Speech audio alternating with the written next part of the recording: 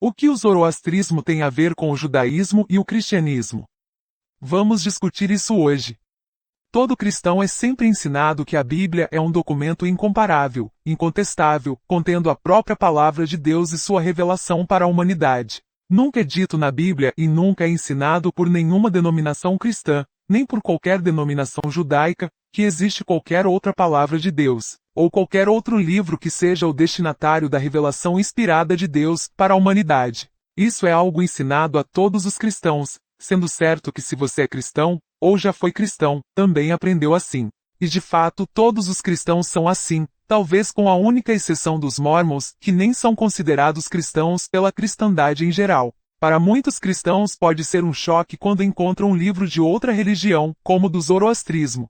Um livro comprovadamente muito mais antigo do que qualquer escritura cristã, e que contém a maior parte da doutrina cristã. Contém ressurreição, julgamento final, julgamento individual da alma na morte, céu, inferno, anjos, Messias, conflito final, Armagedon, etc. Embora tudo isso tenha sido deturpado ao ser inserido nos livros cristãos. Para muitos tal descoberta, isto é, livros sagrados de outra religião, como as escrituras zoroastrianas, pode nem surpreender, ou é recebida com ceticismo. Mas poucos se dispõem a pesquisar, e os poucos que se aprofundam na pesquisa, acabam descobrindo que os primeiros tradutores desses livros zoroastrianos para línguas europeias eram todos, esmagadoramente, cristãos. E não se trata de alguns cristãos quaisquer, mas sim de cristãos pregadores, padres, abades, monges cristãos, figuras que eram conhecidas do meio religioso. Na verdade, pelo menos um deles, o orientalista francês James Darmstädter, ficou tão surpreso com o que descobriu nesses livros zoroastrianos que postulou uma teoria, que afirmava que esses livros tinham que ser pós-cristãos, já que ensinavam uma espécie de versão do cristianismo. Mas ele foi forçado por evidências linguísticas e históricas incontestáveis a reconhecer que ele estava totalmente errado. Um outro tradutor foi o orientalista belga Charles de Arlet, que era prelado doméstico, e cônego da Catedral de Liege na Bélgica, e que traduziu o Avesta sob um ponto de vista cristão pouco confiável. Qualquer pesquisador cristão honesto, com algum conhecimento de história, ficaria profundamente abalado. Não existe absolutamente nenhuma maneira de esses livros, chamados em persa de Avesta, terem sido compostos depois de Jesus Cristo. Os livros que compõem o Avesta eram conhecidos e de fato citados pelos antigos gregos e outros povos, pelo menos desde o século V a.C. Além disso, não é preciso ir muito além do que está escrito na própria Bíblia cristã para perceber o quanto os livros zoroastrianos influenciaram o cristianismo. Ciro o Grande, o primeiro imperador persa, sem dúvida um zoroastrista, é chamado de pastor de Israel, um título do próprio rei Davi, e de Messias, que significa Cristo, e escolhido por Jeová, ou Javé, na própria Bíblia, no livro de Isaías. Os judeus, por sua vez, e a sua religião tribal, com um Deus igualmente tribal, sofreram mudanças drásticas durante e após o exílio na Babilônia. Todas essas mudanças podem ser atribuídas às crenças persas já existentes, que eram idênticas às novas crenças adotadas pelos judeus, expressas na Bíblia após o exílio. Na verdade, quando alguém lê o último livro do Antigo Testamento, Malaquias, e depois passa para o Novo Testamento, não se pode negar, nem ficar surpreso, que a atmosfera religiosa seja totalmente diferente. Aquele Deus tribal dos judeus, um Deus cruel, ciumento e vingativo, de repente se torna universal e amoroso, características estas que sempre foram de Ahura Mazda, o Deus na religião persa, que os judeus copiaram. A possessão demoníaca, uma crença persa, está em toda parte. Os judeus nem sequer falam mais o hebraico, mas sim o aramaico, a mesma língua que os persas usaram como língua comum para todo o seu império.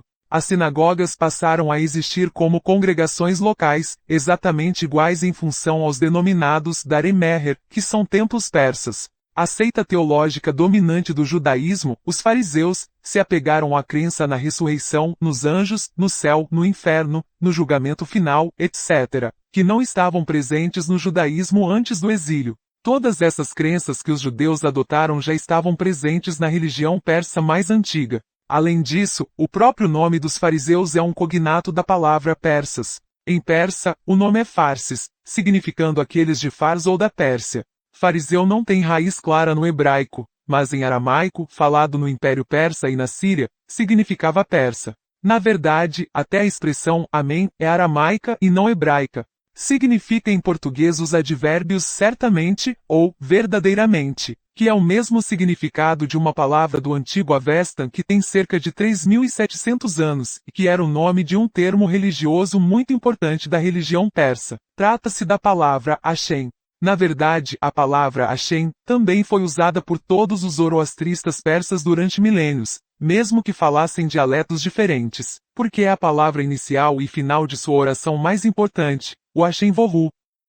Continuando, assim como Jesus Cristo não poderia subir ao céu antes de 3 dias e 3 noites, as almas dos fiéis zoroastrianos também não poderiam subir ao Garudemana, a casa dos cânticos na religião persa, antes dos mesmos 3 dias. Quando o apóstolo Paulo, em 1 Coríntios 13, fala sobre o completo, ele está, curiosamente, usando um termo que não está presente em nenhum outro livro da Bíblia. Porém, trata-se novamente de um termo-chave na religião persa, que é o termo Horvatat, que significa integridade, totalidade, completude, e que se refere na religião posterior a Zaratustra a um arcanjo, e nos ensinamentos originais de Zaratustra, se refere ao estágio final do crescimento ético dos mortais, ou seja, sua completude. O apóstolo Paulo era da cidade de Tarso, uma cidade conhecida como um centro efervescente de atividade zoroastriana, e na qual havia 2 templos zoroastrianos. E é óbvio que Paulo de Tarso pode ter sido influenciado pelo zoroastrismo.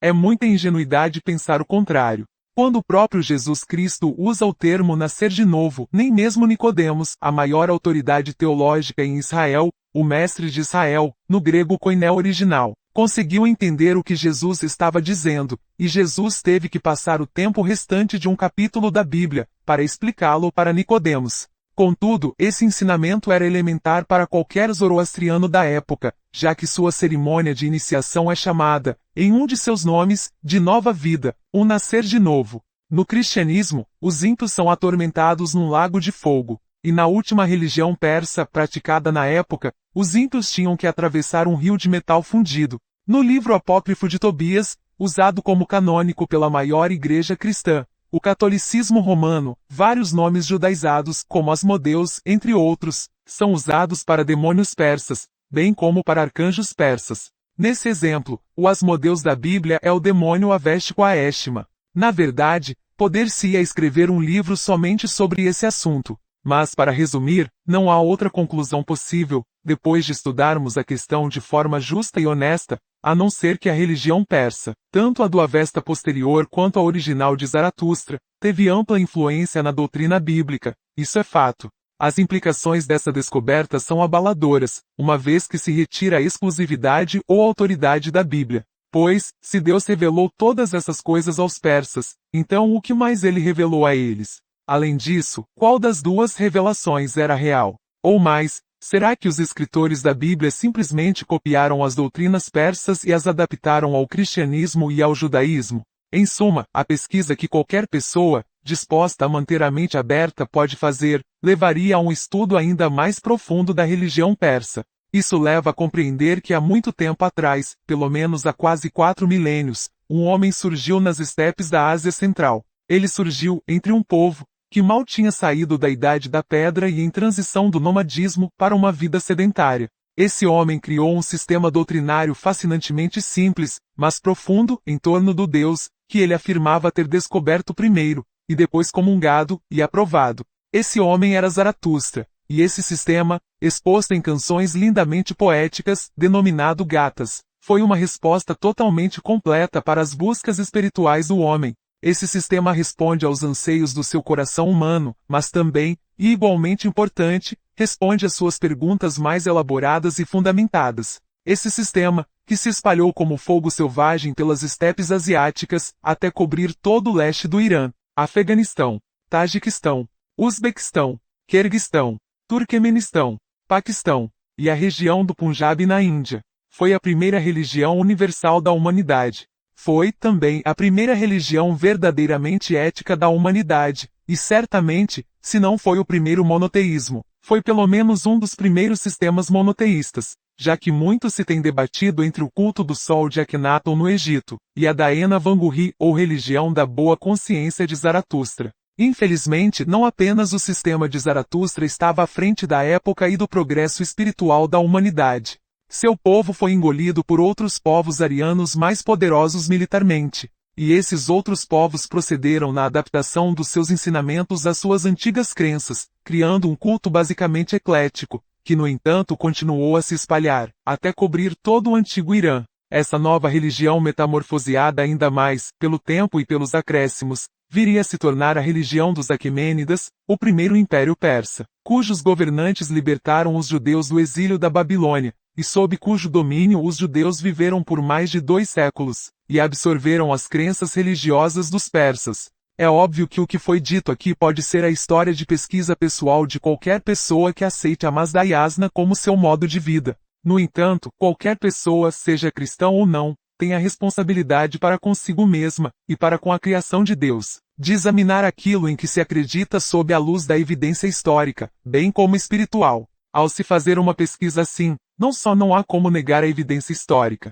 mas também que as doutrinas de Zaratustra respondem completamente às questões que a teologia cristã não consegue responder e costuma dar a desculpa de que são mistérios. A razão da existência do mal, da bondade de Deus, do pecado, da condenação, do tormento, da propiciação, do arrependimento, da expiação, da salvação, tudo, pode ser visto sob uma luz diferente, com mais lógica, e menos irracional. Para completar, não existe no zoroastrismo um chamado para apenas acreditar, ou para obedecer cegamente, ou ser atormentado no inferno para sempre. O chamado é para ouvir com atenção, refletir e escolher o que fazer. O apelo é para erradicar o mal da criação, transformando a criação em algo melhor, através das nossas próprias escolhas livres e informadas. O chamado é para crescer eticamente à semelhança de Deus.